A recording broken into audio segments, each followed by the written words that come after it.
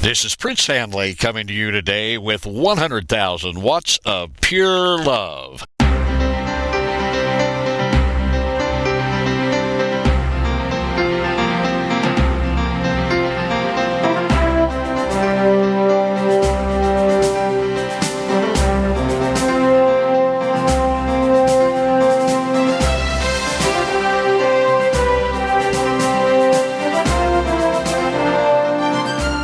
I want to talk to you today about the fifth twin for success and continued vision. In the previous two shows, we discussed the first four twins for success and continued vision. The first was enthusiastic desire plus faith. The second was decisive nature plus virtue. And then we discussed spatialized knowledge plus spiritual knowledge. And the fourth was quest for excellence plus temperance. So in this show, we're going to discuss the fifth twin, organic spiritual endeavor plus patience. The remaining twins for success and continued vision will be discussed in subsequent podcasts. Organic spiritual endeavor plus patience. To be really successful, we need to share our success with others, our family, our brothers and sisters in Christ, our community, the world, and heaven. We need to have total success in life, in this life on earth, and in the eternal beyond. And God has provided just such means to attain that goal. God has given us everything we need for life and godliness. 2 Peter chapter 1, verse 3 tells us, according as his divine power has given unto us all things that pertain unto life and godliness, through the knowledge of him who has called us to glory and virtue. He has given us promises so we can share or partner with him in his divine expansion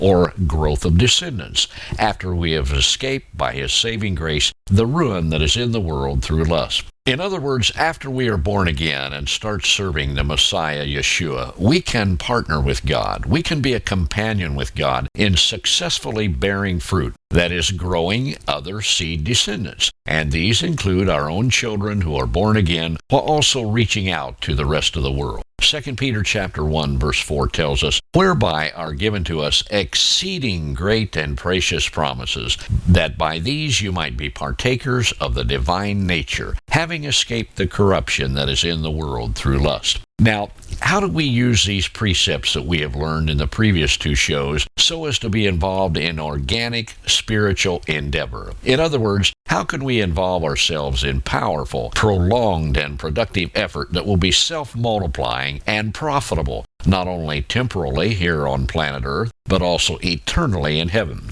The answer?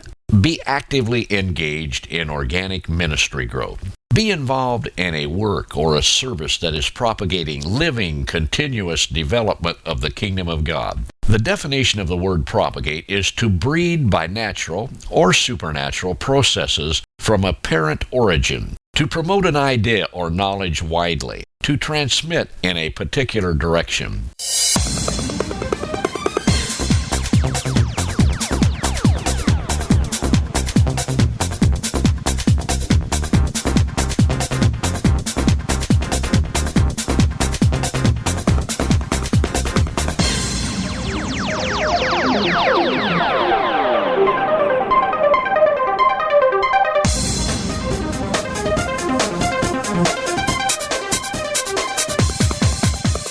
My purpose in this section is to tell you the specifics of how to accomplish this. There are around 60,000 people groups on planet Earth, with Christians in most regions of the earth. With the expansion of global trade, internet access, and communications, many, if not most, of these groups understand and view themselves as one worldwide church in an interconnected world. To be involved in kingdom work is to be involved with the heart and the purpose of God. It is to be involved locally and globally, and both temporally and eternally. The earth is getting smaller with regard to travel, communications, and interfacing of cultures. At the same time, the church is becoming more intertribal. We see the horizon of the fulfillment of Jesus' prophecy that the good news will be preached, proclaimed, or published before the time of his return. In Mark chapter 13, verse 10, we read, "And the gospel must first be published or preached, propagated among all nations, among all ethnic groups." The word for nations here used is ethnos, as in ethnic group, meaning a race of the same habit or culture or tribe. Read and study the biblical pattern of church growth in the book of Acts. Certain things are evidentiary, and these same patterns are manifest in any power growth church today. Notice I said power growth church. Number one, when people believed in Jesus and after they were baptized in water, a group was formed for worship, for teaching, for prayer, for helps, and for evangelism. Number two, prophets and teachers were raised up by the Holy Spirit. Number three, the Christians prayed and fasted. Number four, the Holy Spirit called out apostles. Number five, these apostles were sent out, not released, but they were sent out by the believers after hands were laid upon them. Number six, as the apostles went to different areas, they preached the good news. And number seven, other churches were raised up as a result of the preaching and the work of the apostles.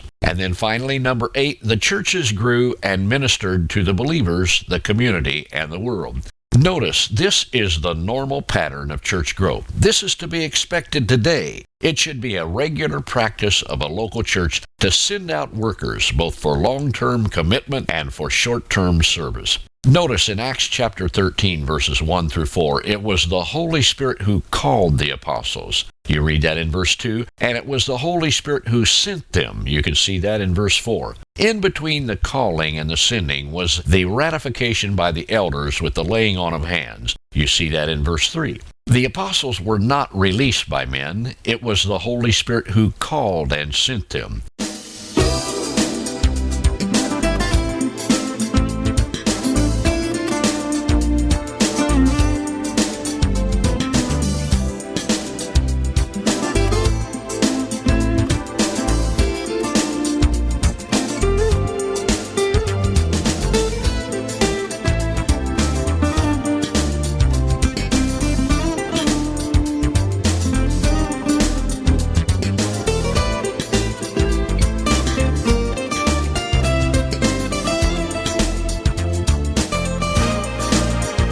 Warning number one, it is not just enough to see new churches being raised up. This is where many power churches become deceived into complacency and become spiritually diffused. There are two main causes for this effect. Number one, they see many new churches being raised up, but they begin to lack clarity or conciseness of mission or vision. And over time, they become spread out and increased in numbers, but diffused in power. Sometimes this is because of pride or due to comparing themselves with other regional churches. Sometimes it is because of lack of sacrifice that they were willing to render at their outset. In other words, they became a little cooled off, if not a lot. Number two, they do not bring new powerful life back into their parent body. This can be prevented and offset by sending out short-term mission groups for a period of 3 to 6 weeks. These groups may go to a nearby region or they may go far away overseas to another country. They may combine evangelism, medical, or help ministries. They may go to unevangelized territories, or they may go to assist those who have previously been sent out by the parent church, or they may go assist missionaries and Christian workers from other church groups. This will result in a triple blessing. It will inject life back into the parent church when they return from the short-term ministry and share their testimonies. It will also inject life into the area where they are sent, and it will inject life into the ones sent, influencing their future discipleship for the Lord. Warning number two, it is of great spiritual detriment for the new churches or individuals being raised up to feel or to be instructed that they are under the covering of the parent church. Number one, They may be accountable to the parent church or other bodies, but their covering is Christ and his blood. To teach otherwise is to cause them to lean on men and not the Lord, and to become disciples of men and not Christ. This is one of Satan's tricks to quench true evangelistic and prophetic ministry and to lure them into a false sense of safety or covering. Number 2, this teaching will usually be prevalent where potential candidates for ministry or the mission field are taught that they are not ready to be released from the parent body. To be released is implying that they are being held in bondage. Who the Son sets free is free indeed, absolutely. You can read that in John chapter 8, verse 36. These new potential candidates for ministry or the mission field may not be ready to be sent out, but they surely should not be held in bondage, nor have that thought implied. The Bible tells us in 2 Corinthians chapter 3, verse 17, where the Spirit of the Lord is, there is liberty. Be part of an organic church growth, organic ministry growth. Not indirectly, but directly. It is often said, if you can't go in person, then go by your prayers, or go with your money. Surely we can share by any of the three means, going, praying, and giving. But be involved in all three. Now, if you are elderly or constrained in some way that you can't go yourself, the Lord understands. But be involved as much as you can, for your sake, for your church and ministry's sake, and for the sake of those to whom you could or should be ministering. If you're very busy in your business or your ministry or family life, try to set aside vacation time to go on a ministry trip overseas or to some area in great need. If you are in a geographic area where there are no power churches or ministries, then pray for the Lord's direction. He may want you to start such a ministry.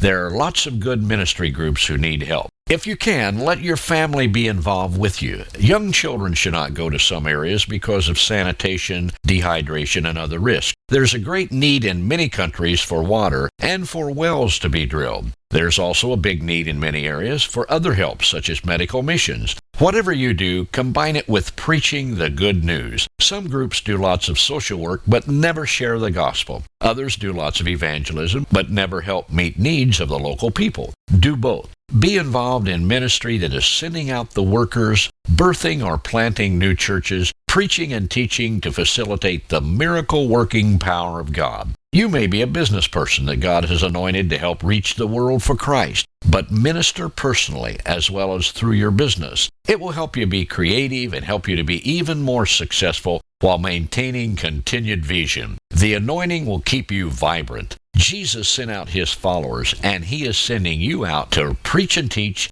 to heal the sick, and to cast out demons. This threefold ministry, or triangulation of mission, will empower you and your ministry. It will keep you fresh under the anointing of the Holy Spirit. You will be continuously creative, causing you to be more successful and to have continued vision. These things begin Jesus both to do and to teach, the Bible tells us. And these things he would have us to do and to teach. Read Acts chapter 1, verse 1. Most of the people listening to this podcast are already in the ministry or thinking and praying about it. My advice to you is this: go big or stay at home. In other words, don't make ministry a hobby or an avocation. Your whole life should center around God's will for you, or rather, your whole life should be in the center of God's perfect will. If not, start praying to that end. We should always be willing to make changes for the Lord. This is part of discipleship. However, there are times we have to wait because God is developing things or situations where we are going to be sent, or because he is developing things in our lives, or both. Patience is really cheerful or hopeful endurance.